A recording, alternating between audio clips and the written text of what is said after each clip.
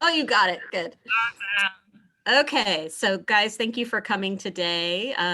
We are going to talk specifically about enrichment training, and I know everyone's kind of been like, enrichment training? What the heck is that?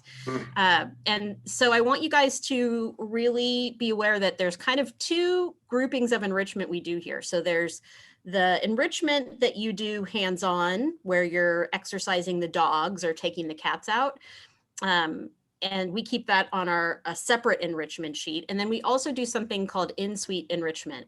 And that is basically in kennel enrichment. We like to call it in suite because it sounds better than kennel, but means the same thing. And so these are things that the animals are going to get in their spaces so that they don't get too stressed, too bored, that they're always getting something that is hopefully making them more at ease while they're here with us and giving them something a little interesting to work with. So first of all, if you want to move to the next screen, you're probably, again, wondering why we're wanting to do this. And the reason is that it's supposed to overall create a better environment for them, and we're going to have less behavioral problems. I don't know if you guys are super aware of this, but a lot of times I'm sure you can imagine, the shelter environment itself will cause a lot of behavior problems in the animals that they didn't even have coming in. And that's because they're in this environment where there's all these other people and animals and smells, and they're in a confined space, which is not typical. They're usually coming from a home environment.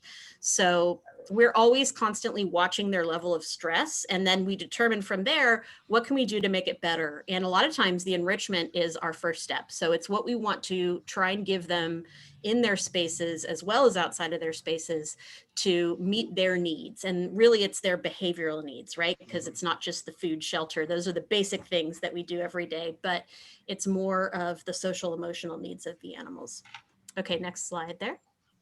So basically we're trying to mitigate the development of those bad behaviors that we were talking about that come about from being in a shelter environment. And one of the ones that we see a lot of times is when animals have separation anxiety, where they're feeling separation from their people, they will bark nonstop in their kennel.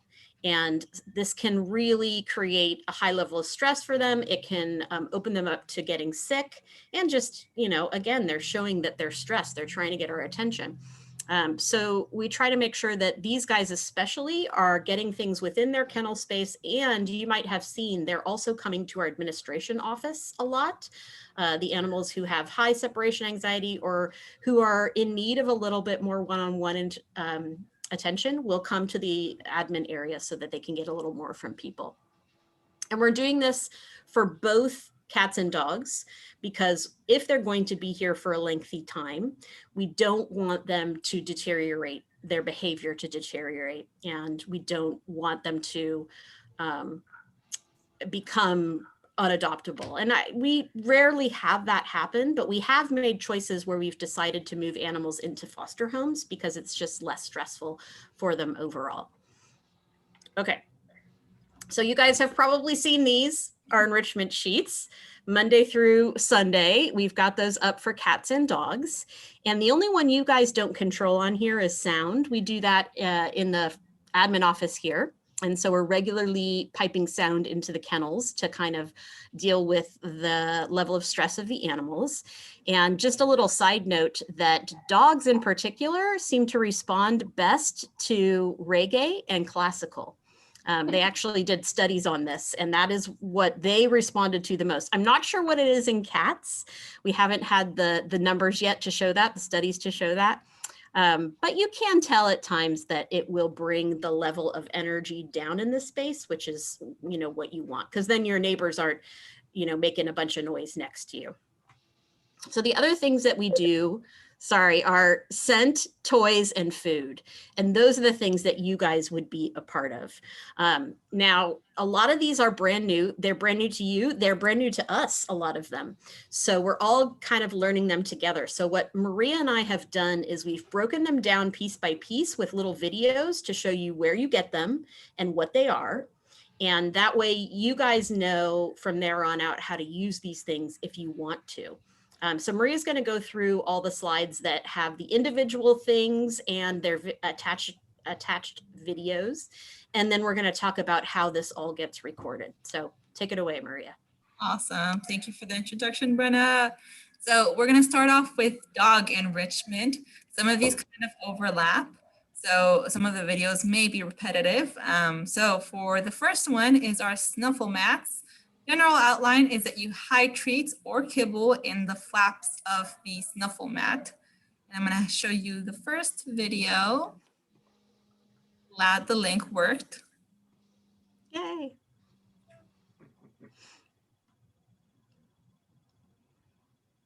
So there's where you find them in the dog area. And we have one for cats too, so we'll show you that in just a minute. So there's where you get all your soft treats.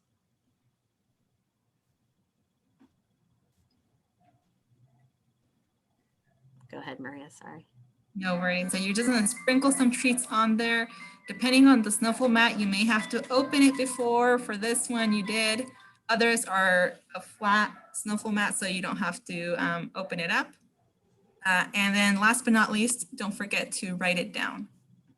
And we do have a separate enrichment sheet, in-suite enrichment sheet, that we'll go over at the end of this, just so you know where to put it, but you're not using your regular exercise enrichment sheet. That one, you're putting your walks, your quiet time, when you take an animal outside of their kennel or where you sit in their kennel with them, those go on the exercise enrichment. These things go on the separate enrichment sheet. I know, it's too many enrichment sheets. It's crazy. You should call them something else. I know. Sorry. All right, awesome. Well, the next one is it's called a treat bottle with a rope. And it's this little strange contraption, and I'll show you how to open it and how to properly use it in the video.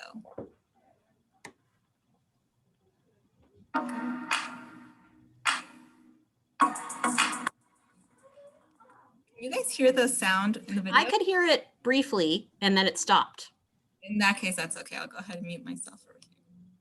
So where you can find the rope bottle toys, it's going to be in the bottom drawer to the right. They're usually where the Kongs are at. So depending on how we're doing with space, they may be there. So you're going to grab some treats, open the bottle and add some treats. Twist off on the bottom there.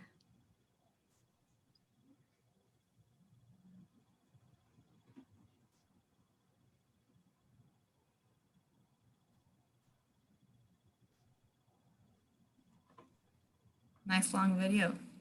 And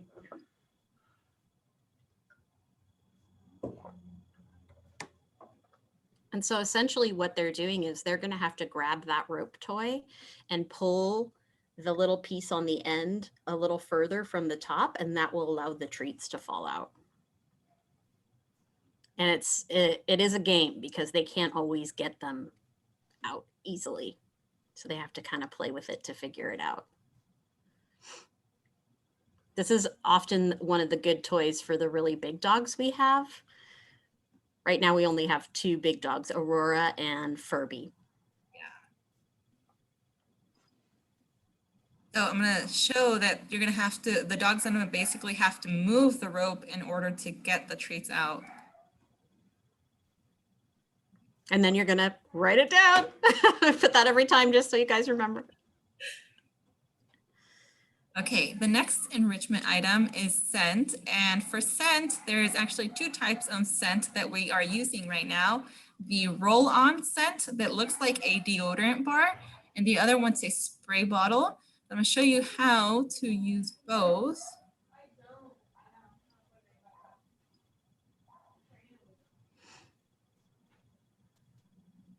So where you can find the scent is the left-hand corner drawers in the top, and you're going to grab a little braided rope. Grab that up, grab your scent. You can see there's either bottles or the deodorant bar. For the bottles, you want to shake it up, make sure that the scent is mixed in with the liquid. And just one or two little spritzes, not a ton. I usually just do one and that's enough. Yeah. And if you're ever, if we're running low on the rope toys, you can always use just a normal toy and roll or spray that. or you can grab some from our laundry room as well. We have some there as well. Same theory, just gonna rub it on the item. That is pheasant scent that she's rubbing on the item. I know it sounds crazy, but we have it for both the dogs and the cats. Write it down. And write it down. Awesome. All right. The next one is the holy ball. So the idea is that you're gonna stuff biscuits or a bully stick or pieces of fabric with treats rolled inside of this item right here, the ball. For the one I made, I made it with cloth and pieces of treats, but as it says, you can just grab one of those long bully sticks and put it in those holes. This is good to see though, because we don't always have bully sticks available. So you guys can see the other option. Treats. Grab a couple.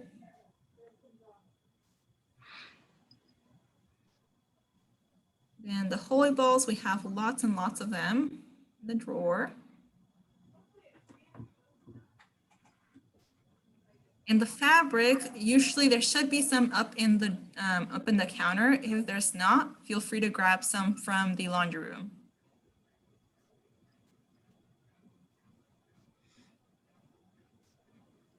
And it's okay if you cut up our stuff because we have a lot. So if you need a little extra fabric to work with, it's fine if you take a sheet or something and clip it up.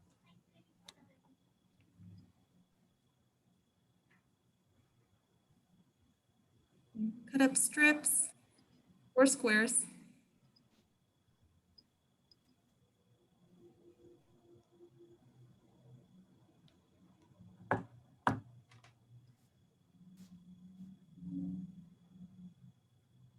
And you're just going to roll your treats inside of those and strategically stick them inside the ball. It just makes it a little bit more enticing for the animals and harder to figure out.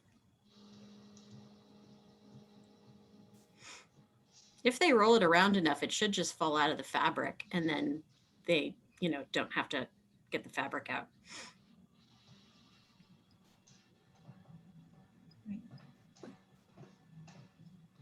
Really close up, if you are wondering how to roll it, just make a little ball. Okay, and then write it down. I'm sorry, I can't help it. Okay, the next one is a treat ball. So some of these may vary in how they look and how you use them, but same general idea. You're gonna open it, and for most of them, they're actually the twist type. Some of them you can actually just put the treat without opening. So just keep an eye out for the different types of balls you get.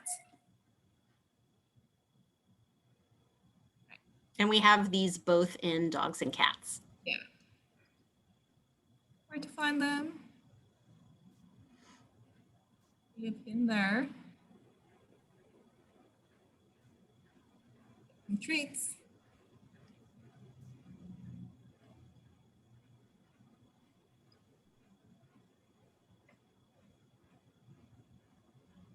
So you're just going to insert the treats, close up, and leave it up to the dogs to figure out. And for all of these, you want to go a little gentle on the treats. Don't overdo it with too much. Yeah. Just because if we have several enrichment items, it may give them a little bit of a runny poop at the end. We just got these really good treats that are literally just this tiny little square of stuff. The dogs all seem to love them, and they're the perfect size because they're so tiny. So you could use it for something like this and it wouldn't hurt it, it wouldn't be too much. Yeah. So, next one is the puzzle. So I love this. These, you're gonna hide the kibble or treats in the slots they have available. So all of these, just about all of them are different. We have a couple that look like this one, but I got a wide variety of the ones that we have, and I'm gonna show you how to use them. It's fun to watch the dogs figure it out too. Not all of them can, but it's good. It's a good brain teaser. They can smell the treat. So they're like, I know there's something in there. How do I get that out? Good brain activity for them. And as you can see, most of these stores are labeled, so you'll be able to pretty easily find the stuff. You can find treats on the top as well as the bottom.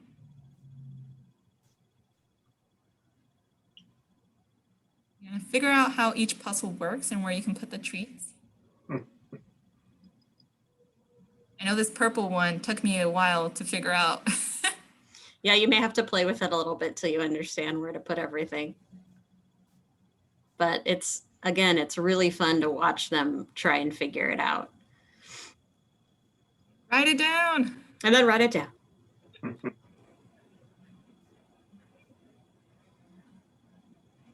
Next one is popsicles. So this one actually takes up a pretty good amount of time. So if you're ever looking for something to do right before or right after your run or your schedule that you're here for, you can actually help us by making these.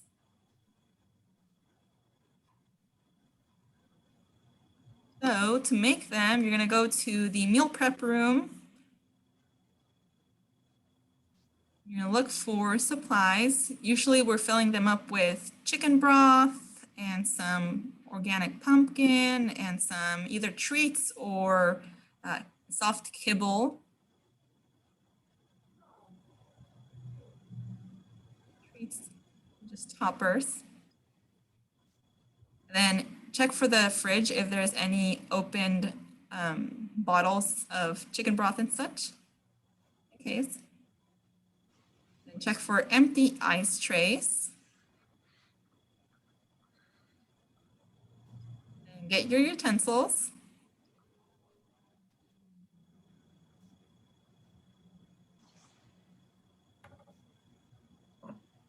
And open your cans. So if you're doing wet food in these as well, you want to open those as well. Yeah, you can use kind of whatever. The pumpkin is nice. Sometimes we use wet food. And then the other thing that we do is, I don't know if you have it in your videos, Maria, but the Kongs. I don't think I have the Kongs in there. So you can also come here to fill up Kongs if you guys want. And the Kongs you can fill with peanut butter or spray cheese or pumpkin even, and then put treats in those as well. And the Kongs are those red things on top on top of the ice trays. And make sure to clean up after. We have lots of toppers for the can. So if you only use partial can, use a topper and put it in the fridge because we'll use the rest of it. And then you can give them the popsicles. They love those and the frozen Kongs. Yeah. Super big fans. Yeah. Then if you want to give them the popsicle, I generally say put it in a small bowl, like a shallow bowl. That way they're able to eat it and they're not getting it all over their bedding.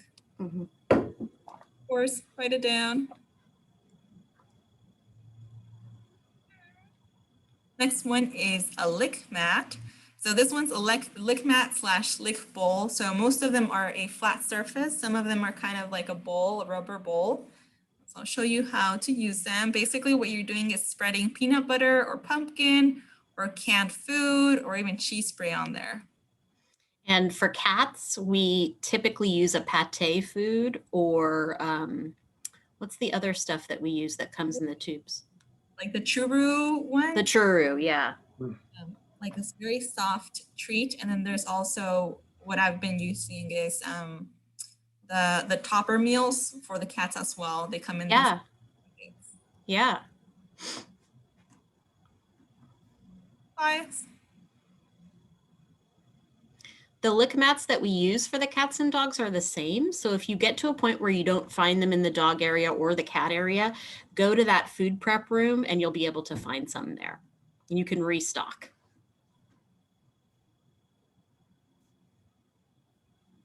Write it down. Pretty simple. Yeah, that one's the easy one. Next one is the treat bucket. So This one's kind of in the works. It's probably the only one that we have not had all the pieces for. This one, essentially what we're gonna have is a bucket of sort where we're gonna be able to put up in the wall of the dog rooms, and we'll be able to give treats whenever the dog has all 4 paws on the floor. And I'll show you an example of me giving the treats to the dogs where they have all 4 on the floor, but without a treat bucket. So you can just carry it in your fanny pack or your apron or in your hands.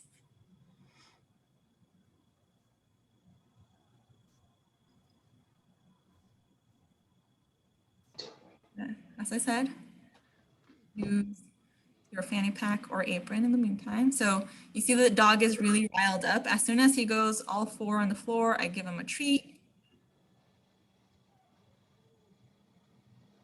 Mr. Jerry. Jerry. Jerry just finished his ear mite treatment today, and he is good to go now. Oh, good. Yeah, so he's going to be back up for adoption. I think we have an interested person in him. To come for a walk the other day, he's a great dog. He is a very cool dog.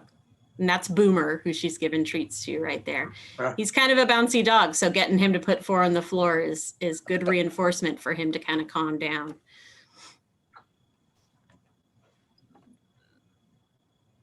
Next one is a slow feeder. So what you're doing is putting kibble, canned food, peanut butter, or treats in there. And for slow feeders, they're essentially just a flat bowl with 3D structures coming out. They're all in the food prep room. So up on the top, on the right-hand corner. And we do, not only are these an enrichment item, but we also will often use these for animals who eat so quickly that they make themselves sick. And it slows them down a bit so that they're not constantly vomiting up their food.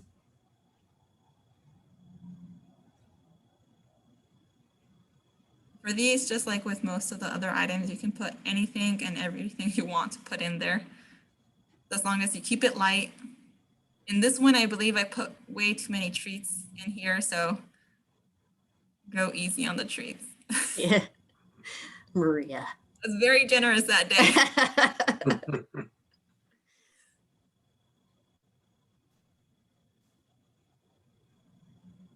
If you're using the really tiny things, it's probably okay, but you just don't ever want to overdo it and make their tummies upset. Maria, Yes?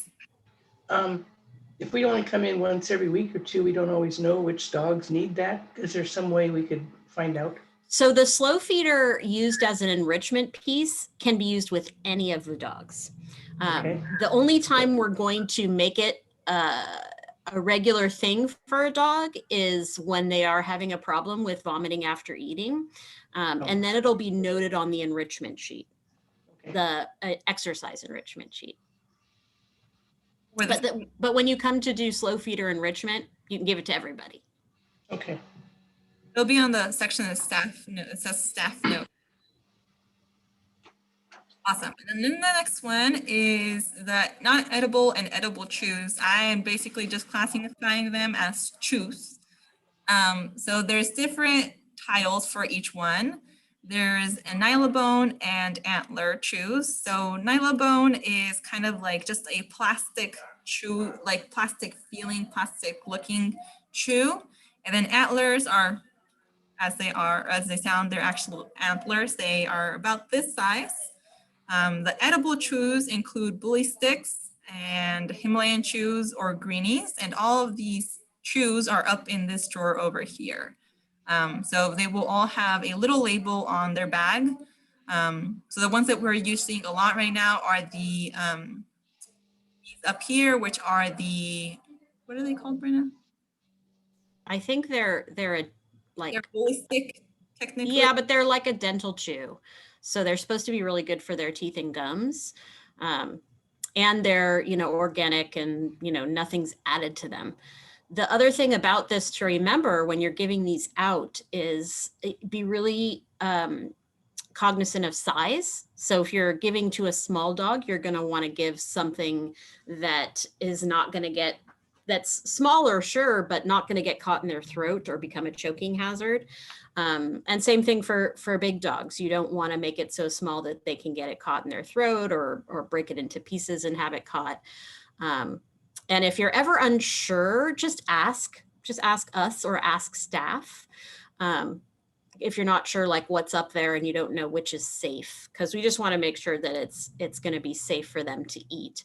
One of the ones that I know that most everybody can have are, they're different colors. They're, I think on the bottom of that shelf, they're right there. Yeah. They're shaped like different, like dinos and things. So they have these odd shapes, but they're soft enough and easy enough that they can, you know, they're not going to break into sharp pieces, if that makes sense. Yeah. But just ask. If you're not sure, just ask. And for all of these, if you have, if you know that the animal is either orange because they are guarding food items, make sure that you're not going in their kennel afterwards, not reaching for them, not reaching for the item. And then same goes with animals that are housed together. When you're giving these, try to separate them with that guillotine door that we have right there. Usually prevents any fights or any tussles that they may have. Yeah. Yeah. If there's more than one dog in the space, you always want to be cautious about giving high value items like these chews, because if they do guard it all, they can go after each other. And again, if you're not sure, you can ask staff, hey, can I give both of these? You know, and most of the time we're going to know, okay, it's okay for them to have it, or no, it's not. So yeah, don't hesitate to check in. Yeah. And you shouldn't have to go in anybody's kennel to give these enrichment items. You should be able to push most of them through the door, with the exception of the bigger things like the lick mat, the slow feeder. And, you know, if you are a blue-green volunteer and you don't want to go into the space of the orange animals, then just let staff know and they'll do it for you, just to keep safe. Awesome. So now we are moving on to cat enrichments. So for cat enrichment, as I said, most of these are overlapping. So I did not include the video for the cat lick mat just because it is the same as the dog, except for what you're putting on there. So for cats, you're either putting some canned food on the mat or some of the churro that we were talking about. And you'll see what the churro looks like. It's a long strip that says churro. And then, of course, if there are little toppers, they will be in the shelf up top. And the liquid treats will be in this high value treat section. And the lick mats for cats will be on the top right corner of the drawers. Awesome. Okay. For the cat enrichment, we also have pipe cleaner curls. So this one's pretty easy to make and pretty easy to understand. It's just a little toy for them. So what you're doing is you're winding a pipe cleaner around a cylindrical object. You make a little curl. Made a video of that.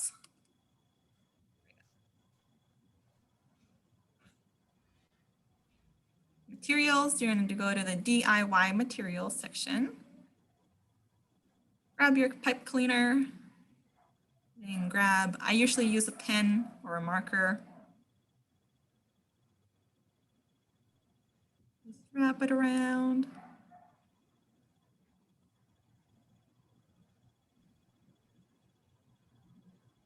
Awesome. And that's just about it.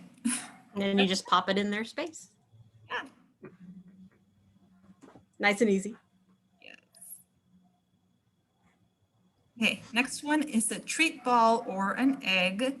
So this one is like a two project one. So you're gonna stuff a stinky treat into a treat ball, which is the one that I'm going to show. The other option is to grab one of the Easter eggs that we have and cut a little hole in there, so that the treats can come out of there. I actually just like to go with a treat ball since it's just much easier to clean, much easier to make.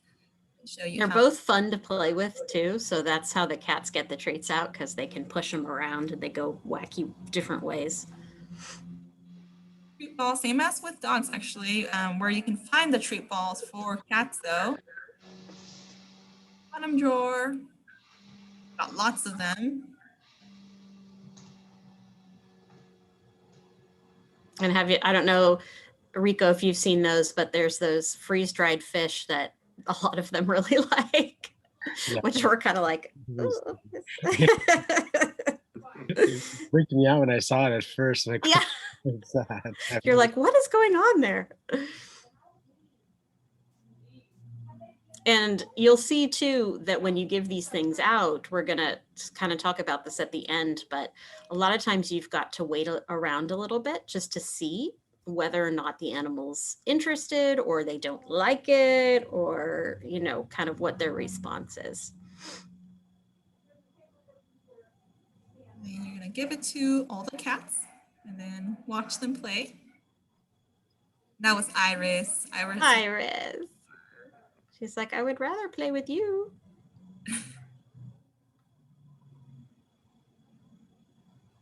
Of course, write it down, and we'll go over how to write all of this down as well.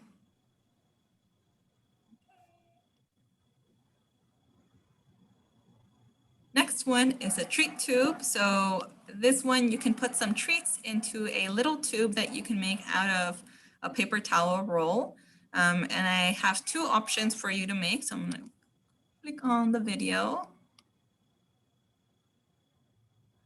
This one is pretty lengthy though, so just heads up. Toys, paper towel rolls, scissors, and treats.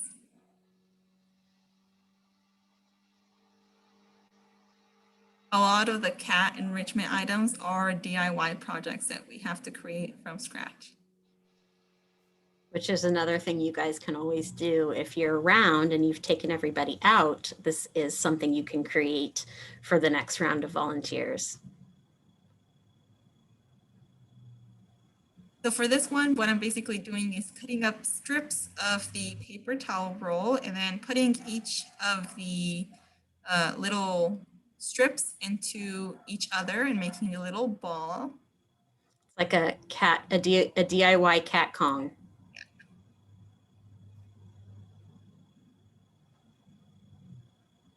You take some finessing at first. Yeah, you gotta make sure there's not too many large holes.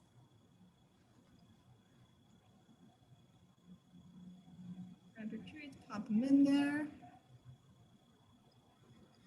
And the next one, you cut little squares in there to make sure that you have some space for the treats to come out of.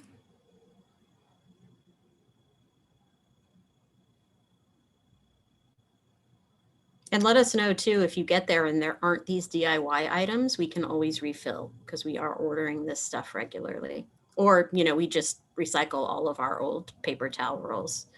We'll just end up using a paper towel roll. Give it to you. Yeah. Then you're gonna cut the top portion and bend it in. There's really no science behind this. You're just making sure that the bottom and the top is being closed up. Kind of ish. As best you can. Pop some treats in there.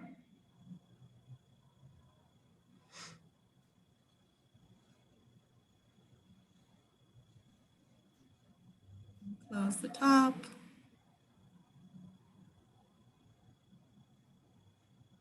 And we're so sad right now because we have no kitties. So we don't get to give out any of our enrichment right now. That should change next week though. Of course, write it down.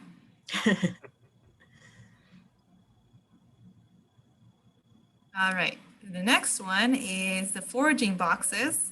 So there are two options. One of them, you put paper towel tubes in there and then just dump some treats in the tubes.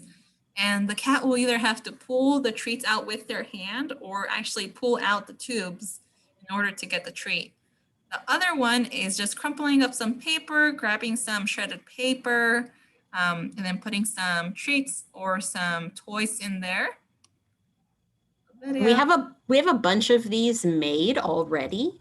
They don't have the treats in them necessarily, so you would have to add those. But in the left-hand side of where she's going right now, we have a bunch made on that side already.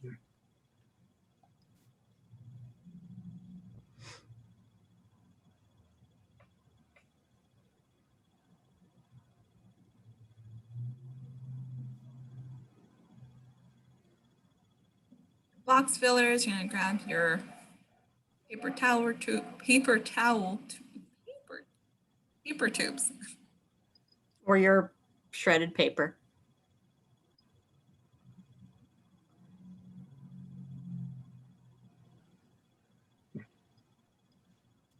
It's a long one too. Sorry about that.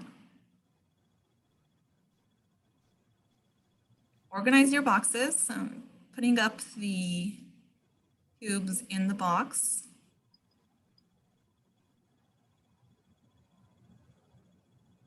Grabbing more tubes because I ran out. And they can be any size.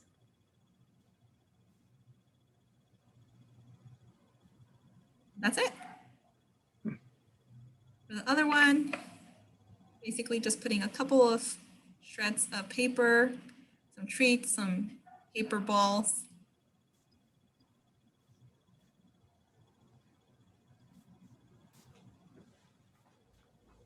Ready to go. And you're good to go.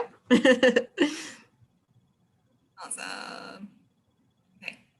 Next one is the cork toy. So you're going to be using the corks, the old cork bottles, feathers, and string.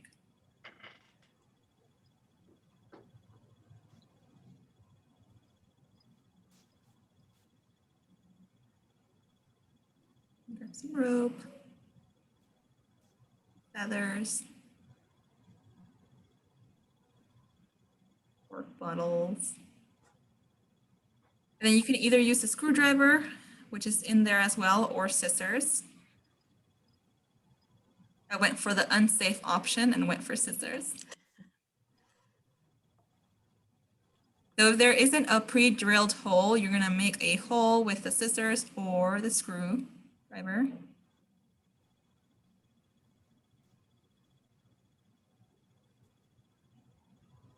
You're gonna grab some feathers.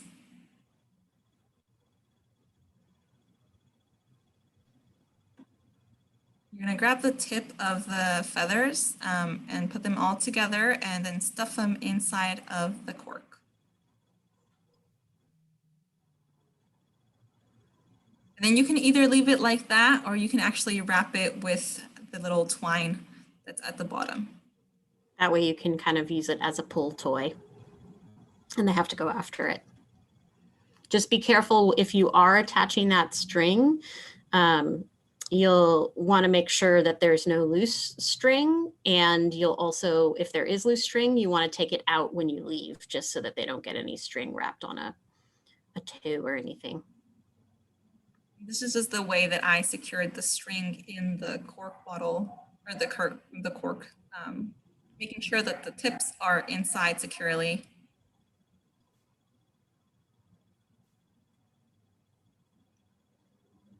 Sometime.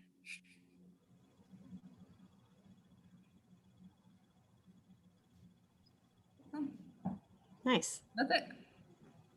Good I did job, Maria. Next one is the half egg. So you're gonna smash some pate or some of that churro treat on here, and you're just gonna give them half of that egg. And since it kind of wobbles when they go to get it, it kind of gets their attention when they're trying to get it. See how that looks. So that's the churro that she's got there. They love that stuff.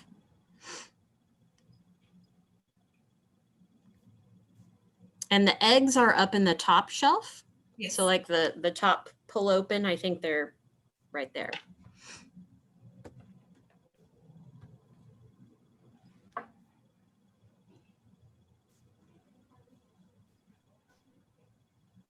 believe I make several. Yeah, so it's all the same thing, and then you're gonna write it down. You're gonna give it to a cat. And this cat managed to put it in the corner, and the other one was trying to figure it out. Oh, that's Mabel.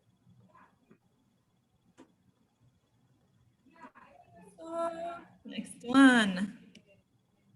The catnip knot. So what you're going to be doing is grabbing some fabric and then putting some catnip on the fabric and making a simple knot. And we do already have a bunch of these made. But if you notice that there's more that need doing, don't hesitate to grab some fabric and make some more because they're super easy.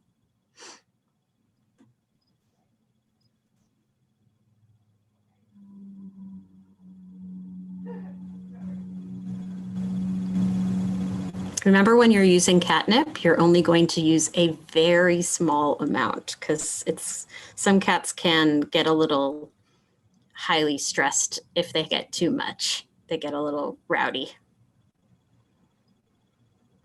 I mean, you can cut the ends depending on your liking. So you can make them really long or really short, so it's only a little knot with small bows. That's it.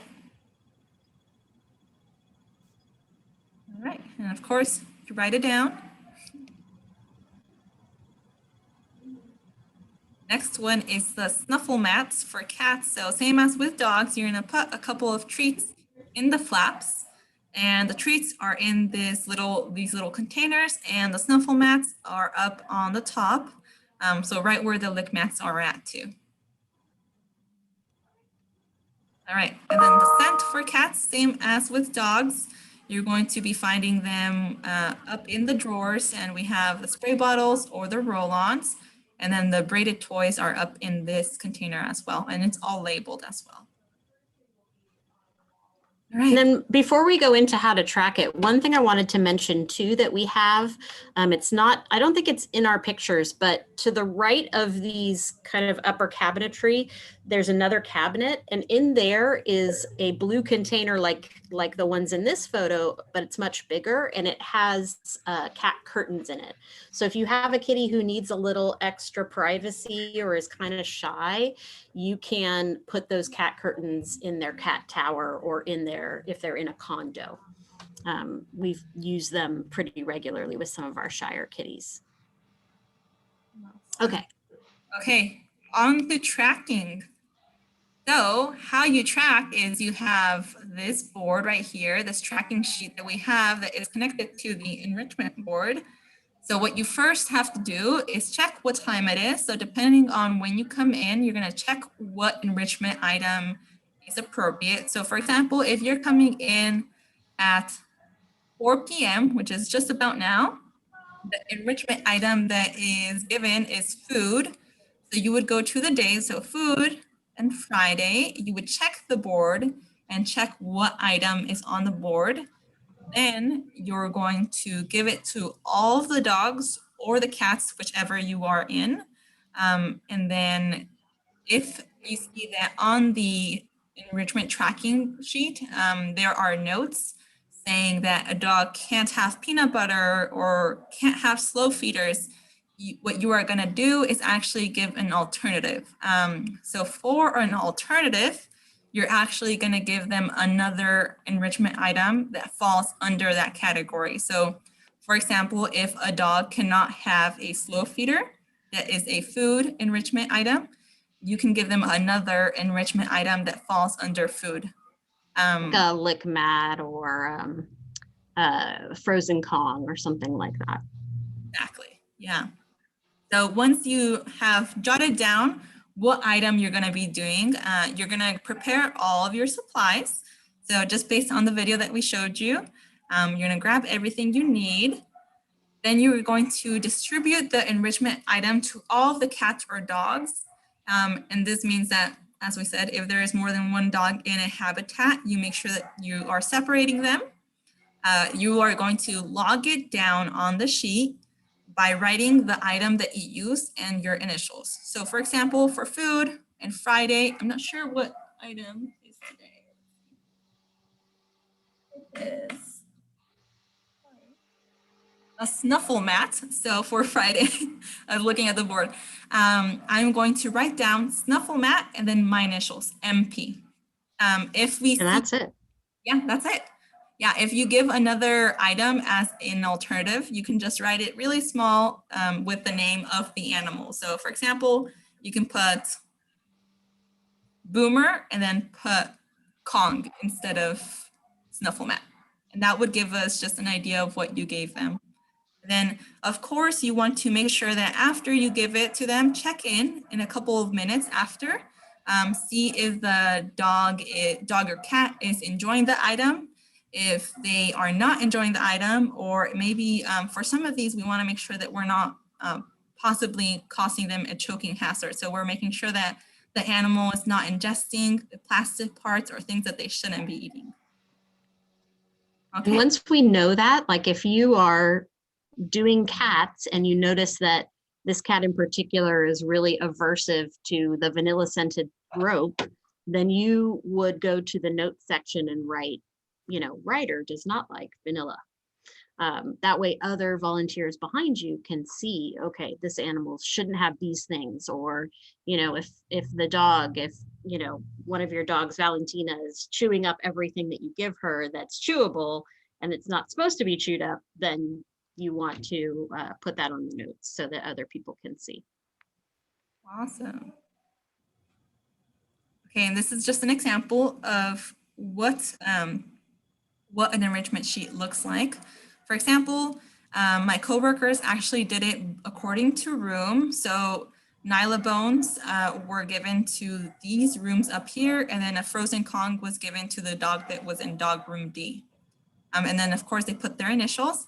And for Trooper, he was giving a note that he cannot have slow feeders. That just makes you, gives you a hint that you need to give them an alternative. Yeah, so you can always check this sheet for previous notes from other volunteers and staff. And you can also check the other enrichment sheet, the exercise enrichment sheet, for any notes on the animal. You may see something there like needs to be separated from sibling when food is there or when treats are there, so check them both just to be on the safe side. And if you're not sure, just ask. Yeah. Easy enough. I know that was a lot of information. Do any of you have questions? You think you're ready to do it?